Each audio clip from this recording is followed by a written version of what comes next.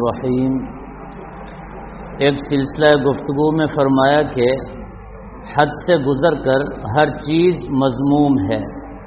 حدیث شریف میں تعلیم ہے کہ حد سے گزر کر دوستی مت کرو، ممکن ہے کہ کسی دن بغض ہو جاوے۔ اسی طرح حد سے گزر کر دشمنی مت کرو، ممکن ہے کہ پھر تعلقات دوستی کے ہو جائیں، تو اس وقت شرمندگی ہوگی کہ ہم نے اس شخص کے ساتھ کیوں دشمنی کی تھی۔ غرض اسلامی تعلیم میں ہر طرح کی راحت ہی راحت ہے، اور کیسی پاکیزہ اور عجیب تعلیم ہے، سبحان اللہ۔ یہ باتیں ہیں قابل وجد، لیکن ڈھولک اور سارنگی کے وجدیوں کو ان چیزوں کی کیا خبر؟ ان کو تو حظوظ نفسانی میں ابتلا ہے، حقائق سے بالکل کورے ہیں۔ اس ملفوظ میں حضرت تھانوی رحمۃ اللہ علیہ نے تمام امور میں اپنی حد میں رہنا، اس کی اہمیت اور فضیلت کو بیان فرما دیا۔ فرمایا کہ حدود سے تجاوز یہ کسی طرح بھی مناسب نہیں ہے، نہ دوستی میں انسان حد سے گزرے اور نہ دشمنی میں انسان حد سے تجاوز کرے۔ یاد رکھیں، اللہ تبارک و تعالی کسی کو تکلیف میں نہیں رکھتے، نہ تکلیف دیتے ہیں، نہ تکلیف دینا اللہ تعالی کو پسند ہے۔ فرمایا کہ لا تکلف نفس الا وسعها، ہم انسان کو اتنا تکلیف دیتے ہیں جتنا اس کی وسعت اور اس کی ہمت ہوتی ہے، اس سے زیادہ نہیں۔ تمام احکامات شرعیہ کو آپ دیکھ لیں، وہ حد کے اندر ہیں، اور انسان اس سے راحت اور سکون اور سرور محسوس کرتا ہے، پریشان نہیں ہوتا، بے چین نہیں ہوتا۔ نماز کو دیکھ لیں، روزے کو دیکھ لیں، حج اور زکوٰۃ کو دیکھ لیں۔ اگر کسی دین کے کام میں ہم پریشان ہو رہے ہیں، اضطراب میں آ رہے ہیں، تو پھر سمجھ لیں اس میں کہیں نہ کہیں کسی بدعت کی آمیزش ہو گئی ہے، کہیں نہ کہیں کسی نہ کسی بدعت کی اس میں ملاوٹ ہو گئی ہے۔ اس بدعت کی وجہ سے انسان کو تکلیف ہوتی ہے، ورنہ سنت اور اتباع سنت، فرمایا اس میں تو ایسا مزہ ہے اور ایسا سکون ہے کہ انسان راحت محسوس کرتا ہے۔ اور جتنے بھی امور شرعیہ ہیں ان میں راحت ہی راحت ہے، مزہ ہی مزہ ہے۔ فرمایا کہ یہ جو موسیقی کے وجدی لوگ ہیں، ان کو اصل وجد کا پتہ ہی نہیں، ان کو اصل سرور کا پتہ ہی نہیں کہ مزہ ہے کہاں۔ انہوں نے سمجھ رکھا ہے کہ گانے باجے میں شاید بڑا سکون اور مزہ ہے، حالانکہ وہ مزہ نہیں ہے، وہ تو حظ نفسانی ہے، وہ تو حظ نفسانی ہے۔ اس میں پانی گر رہا ہے، کوئی بچہ چلا جائے، نس ہوگا، اب چلے جائے، نس ہو کے موٹر بند کر دے۔ توجہ چاہیے۔ تو اصل مزہ تو دین پر عمل کرنے میں ہے، وہ نفس کے ساتھ نہیں۔ فرمایا کہ انسان کا پورا جسم، پورا وجود، روحانی نظام اس کا، جسمانی نظام اس کا، شہوانی نظام، ہر چیز کو اطمینان اور قرار مل جاتا ہے، ہر چیز کو سکون مل جاتا ہے۔ وہ حقیقی مزہ ہے جس میں کمزوری نہیں ہے، جس میں رسوائی اور ذلت نہیں ہے۔ یاد رکھیں، اللہ تبارک و تعالی کسی کو بھی رسوا نہیں فرماتے، اللہ تبارک و تعالی کسی کو بھی ذلیل نہیں کرنا چاہتے۔ اللہ تبارک و تعالی نے جو دین ہمیں عطا فرمایا ہے اس میں عزت ہی عزت ہے، اس میں راحت ہی راحت ہے۔ اللہ تبارک و تعالی کے بہت سارے اسماء ہیں، حنان، منان، رحیم، رحمان، کریم۔ ان اسماء میں سے اللہ تبارک و تعالی کا ایک صفاتی نام ہے دیان، عبد الدیان نام ہوتے ہیں۔ ہمارے لاہور کے ایک بڑے بزرگ گزرے ہیں، حضرت مولانا عبد الدیان صاحب۔ تو دیان یہ اللہ تبارک و تعالی کے اسماء مبارکہ میں سے ایک عظیم اسم مبارک ہے۔ فرمایا اللہ تبارک و تعالی دیان کا معنی ہے اللہ تعالیٰ کسی کو رسوا نہیں کرتے، پردہ دری نہیں کرتے اللہ تعالیٰ کی، کسی کے عیبوں کو اللہ تعالیٰ ظاہر نہیں فرماتے۔ اللہ تبارک و تعالیٰ تو ہر انسان کے عیبوں پر پردہ ڈالتے ہیں، اللہ تعالیٰ عیبوں کو چھپاتے ہیں۔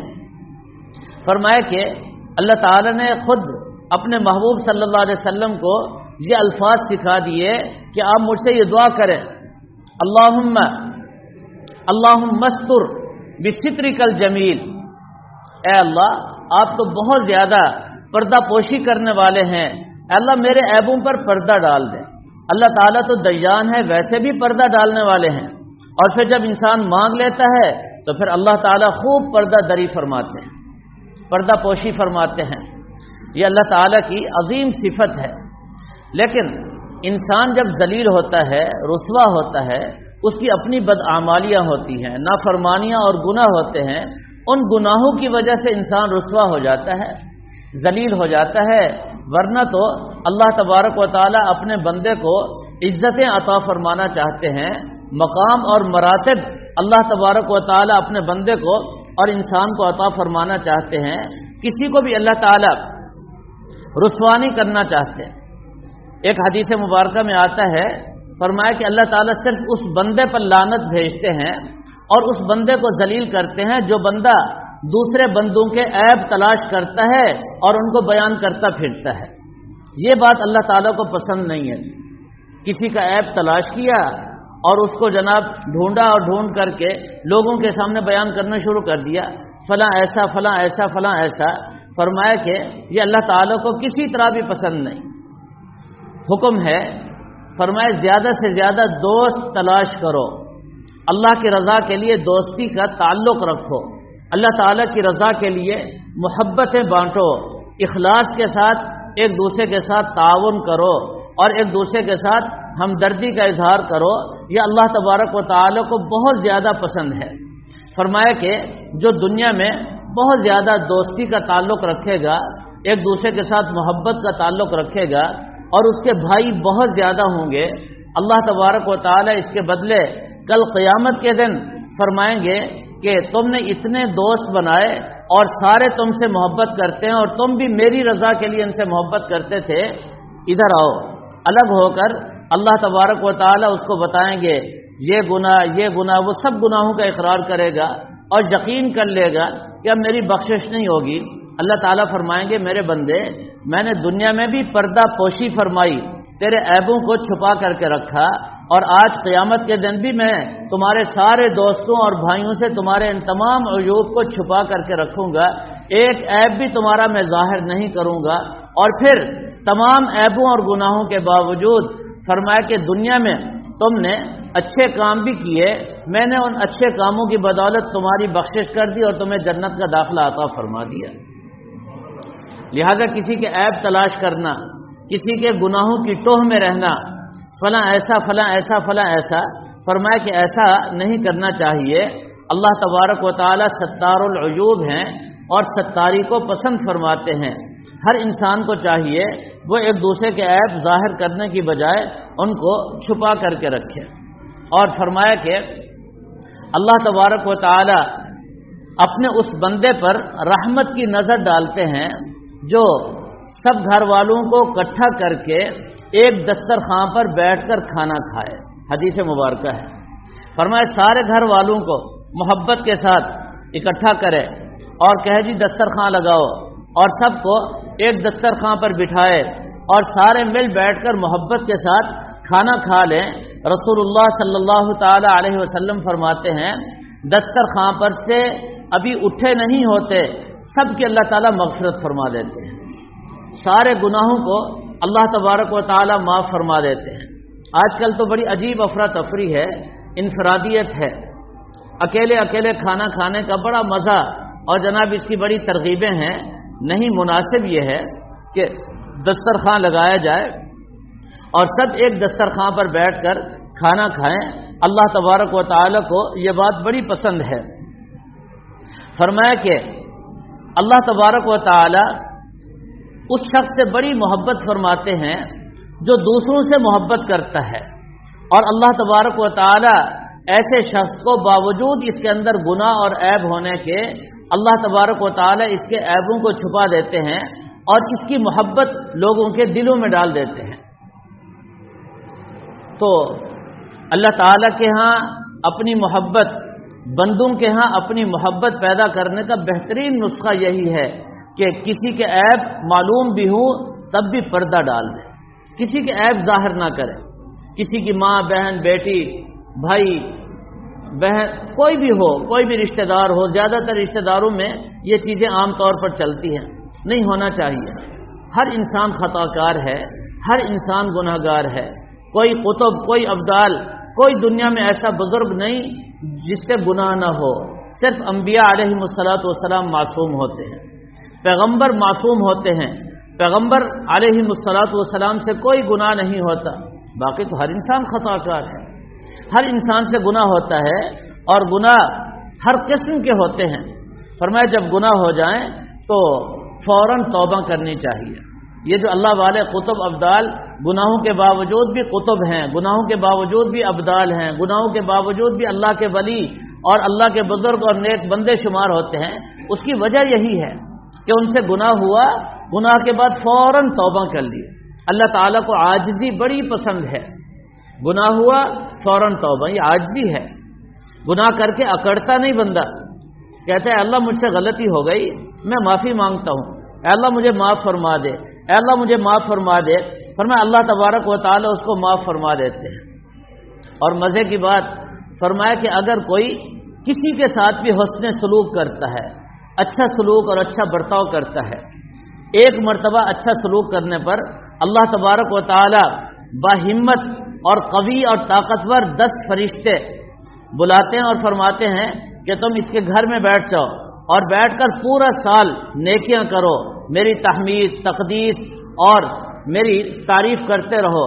فرمایا 10 فرشتے پورا سال حمد و ثنا کرتے ہیں، نیکیاں کرتے ہیں، عبادتیں کرتے ہیں، اللہ تبارک و تعالیٰ کی تعریفیں کرتے ہیں۔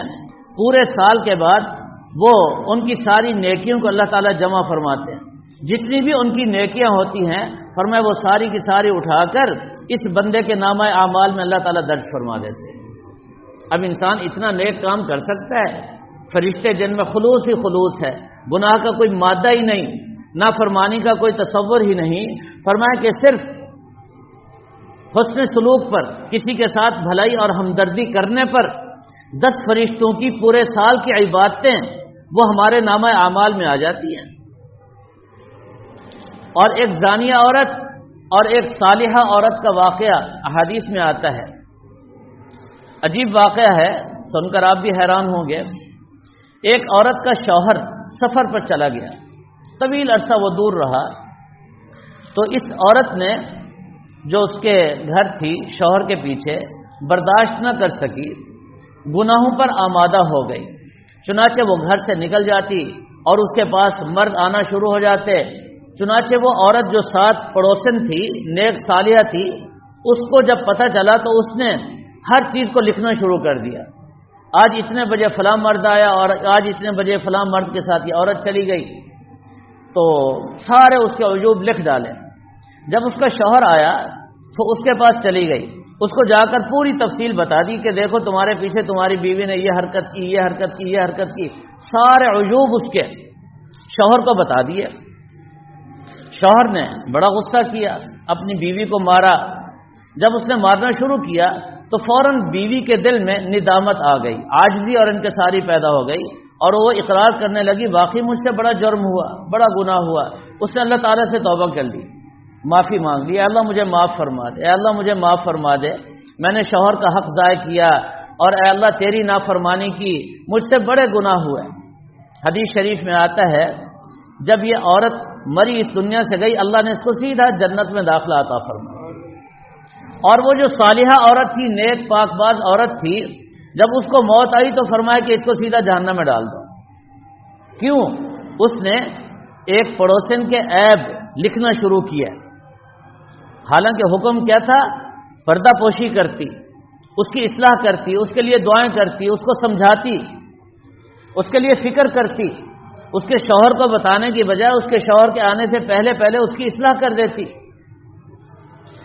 تو اس نے اس کے عیبوں کو تلاش کر کر کے، لکھ کر کے اس کے شوہر کو بتا دیا، لیکن توبہ نہیں کی۔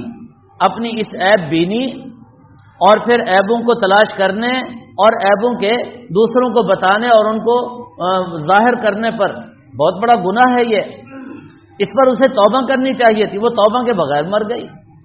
وہ عورت جو بڑے گناہوں میں مبتلا تھی، اس بیچاری نے توبہ کر لی۔ اب وہ توبہ کرنے والی جنت میں چلی گئی اور یہ صالحہ عورت جو بظاہر بڑی نیک تھی اور اس نے اس کے سارے عیب جمع کیے، یہ جہنم میں چلی گئی۔ تو کتنا بڑا نقصان ہوا۔ اس لیے کسی کے عیب تلاش نہیں کرنے چاہیے۔ اگر کبھی کوئی گناہ ہو جائے تو فوراً اللہ تبارک و تعالی سے معافی مانگ لینی چاہیے۔ اور یہ جو اخوت اور ہمدردی اور محبت ہے، اس کے تو عجیب فضائل ہیں۔ ایک کتاب ہے حضرت خواجہ فرید الدین عطار رحمہ اللہ تعالی کی، انوار الازکیاء، مشہور کتاب ہے ان کی۔ اس میں ایک واقعہ انہوں نے لکھا ہے بایزید بسطامی رحمۃ اللہ تعالی علیہ کا۔ حضرت بایزید بسطامی ایک دفعہ جا رہے تھے، راستے میں شیر مل گیا۔ شیر وحشی درندہ ہے۔ اللہ تبارک و تعالی سے دعا کی، اے اللہ یہ شیر پتہ نہیں کہاں جا رہا ہے، کیا منصوبہ ہے، آج ذرا میں اس سے گفتگو کرنا چاہتا ہوں، میری بولی اس کو سمجھا دے اور اس کی بولی اے اللہ مجھے سمجھا دے۔ نیک لوگ تھے، اللہ والے تھے، اللہ تعالی نے فوراً دعا قبول فرما لی۔ اب بایزید بسطامی نے شیر سے پوچھا تم کہاں جا رہے ہو؟ تو شیر نے کہا کہ میرا ایک بھائی ہے جو شام میں رہتا ہے، میں اس کی ملاقات کے لیے جا رہا ہوں، میرا کام کوئی بھی نہیں ہے، میں اس کی زیارت کے لیے جا رہا ہوں، میرا بھائی رہتا ہے شیر۔ ٹھیک ہے جی، ایک ماں سے پیدا ہوئے، وہ شیر وہاں ہے اور میں یہاں ہوں، تو میں اس کی زیارت کے لیے اور اپنے بھائی کو ملنے کے لیے جا رہا ہوں۔ تو بایزید بسطامی نے پوچھا اچھا اتنا بڑا سفر تم کرو گے تمہیں کیا حاصل ہوگا؟ کہا کہ میرا مولا اور میرا پروردگار اس بات سے خوش ہوتا ہے، میں اپنے مولا اور پروردگار کو خوش کرنے کے لیے یہ سفر کر رہا ہوں، اتنا دور میں جاؤں گا، اس کی زیارت کروں گا، اس کے ساتھ بیٹھوں گا، ملوں گا، میں پھر واپس آ جاؤں گا۔ اب ذرا غور کریں، ایک وحشی درندہ ہے، جانور ہے، بایزید بسطامی نے اس سے یہ گفتگو کی اور شیر نے یہ جواب دیا۔ تو اس شیر نے بایزید بسطامی سے پوچھا اچھا تم جو اپنے بھائیوں سے ملتے ہو تو تمہیں کیا ملتا ہے، تمہیں خبر ہے کچھ؟ بایزید بسطامی فرماتے ہیں فوراً رسول اللہ صلی اللہ تعالی علیہ وسلم کی حدیث مبارکہ مجھے یاد آ گئی، میں نے شیر کو سنائی۔ میں نے کہا ہمارے محبوب صلی اللہ تعالی علیہ وسلم کے ارشاد گرامی ہے، جو شخص بغیر کسی غرض کے اللہ تبارک و تعالی کی رضا کے لیے اپنے بھائی کے پاس ملنے کے لیے جائے، اللہ تبارک و تعالی اس کے سارے گناہ معاف فرما دیتے ہیں، کوئی غرض نہیں ہے۔ اور اگر دین کی غرض شامل کر لے تو نور علی نور ہو جاتا ہے۔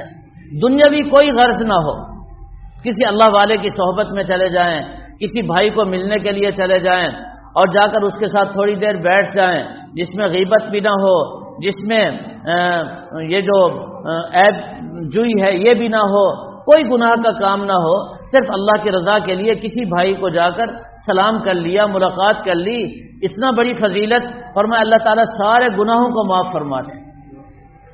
اور شیطان تو ہمارا دشمن ہے، شیطان تو ہمارا دشمن ہے۔ امام غزالی رحمۃ اللہ تعالی علیہ نے ایک حدیث نقل فرمائی ہے، فرمایا جب انسان کوئی نیک کام کرتا ہے تو شیطان اس کے پیچھے لگ جاتا ہے، شیطان اس کو کہتا ہے بس ایک دفعہ کسی کو بتا دو کہ میں نے یہ نیکی کا کام کیا ہے، تہجد پڑھی ہے تو کہیں تھوڑا سا اظہار کر دو، بس کوئی اور نیک کام کیا، کوئی صدقہ خیرات کیا ہے، کوئی اچھا عمل کیا، کسی کو بتا دو بس۔ شیطان اس وقت تک پیچھے لگا رہتا ہے جب تک انسان اس کو زبان سے بولتا نہیں، جو ہی بولتا ہے تو شیطان کہتا ہے بس اب تم جانو تمہارا کام جانے، اس کا اجر و ثواب تو ہو گیا ختم، لہذا اب مجھے تم سے کوئی سروکار نہیں۔ اس لیے امام غزالی رحمۃ اللہ علیہ نے اس حدیث کو نقل کر کے فرمایا ہے جب بھی کوئی نیک عمل ہو بس اللہ کی رضا کے لیے اس پر پردہ ڈال دیں اور اس کا اجر اللہ تعالیٰ سے لیں، بندوں میں سے کسی کے سامنے بھی اس کا اظہار نہ کریں۔ ہمارے ہاں مشہور ہے نیکی کر دریا میں ڈال، اس کا یہی مطلب ہے، نیک اعمال کرتے رہنا چاہیے اور گناہوں سے بچتے رہنا چاہیے۔ اللہ تبارک و تعالی ہماری حفاظت فرمائے۔ بس عجیب حالت ہے، انسان خود جب گناہ کرتا ہے تو اپنا گناہ اس کو نظر نہیں آتا، اور یہ بڑی خطرناک حالت ہے۔ وہی گناہ جب کوئی دوسرا کرتا ہے تو فوراً اس کو نظر آتا ہے۔ فرمایا اس کو الٹ کر دو، دوسرا کرے تو نظر نہ آئے، خود کروں تو فوراً نظر آئے۔ فرمایا جب انسان کی یہ کیفیت ہو جائے گی اب انسان اعتدال کے راستے پر آ جائے گا، اب اس کی دوستی اور دشمنی سب اعتدال کے ساتھ ہونا شروع ہو جائیں گے، اور اگر اپنا عیب نظر نہیں آتا، دوسروں کے عیب نظر آتے ہیں، تو سمجھ لو یہ اعتدال سے ہٹا ہوا ہے۔ اب یہ اپنا بھی نقصان کرے گا، دوسروں کا بھی نقصان کرے گا۔ اللہ تبارک و تعالی ہم سب کو سمجھنے اور عمل کرنے